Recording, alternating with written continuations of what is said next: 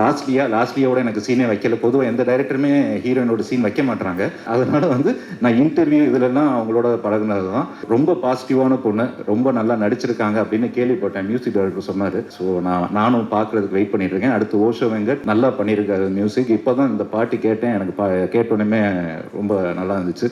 முக்கியமாக இளவரசு சார் இந்த படத்துலேயே வந்து எங்களுக்கு எல்லாருக்கும் சீனியர் அவர் தான். ஸோ அவர் கூட நடிக்கும்போது ரொம்ப கம்ஃபர்ட்டாக இருக்கும். நம்ம அழகாக அதை ஒரு ரிஹர்சல் மாதிரி பண்றதுக்கு ரொம்ப கம்ஃபர்ட்டா இருக்கும். ரொம்ப ஹாப்பியா இருந்துச்சு சார். Thank you sir. என் பேர் வந்து சரவணன் ராஜேந்திரன். சரவணா அப்படின்னு கூப்பிட்டு திரும்பி பார்த்தா பின்னாடி 4 பேர் எஸ் சார் அப்படின்னு கை கூப்பிட்டு இருப்பாங்க. அதனால சாரான பேரை மாத்தினேன். இப்போ வந்து பொண்ணாக்கிட்டாங்க. இது வந்து எனக்கு பழக்கமானதான்.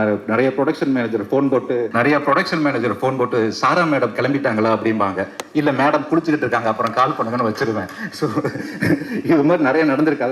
அதனாலதான் நானே அண்டர்ஸ்டாண்ட் பண்ணிட்டு வந்துட்டேன். நான் தான் சாரா அப்படின்னு சொல்லிட்டு.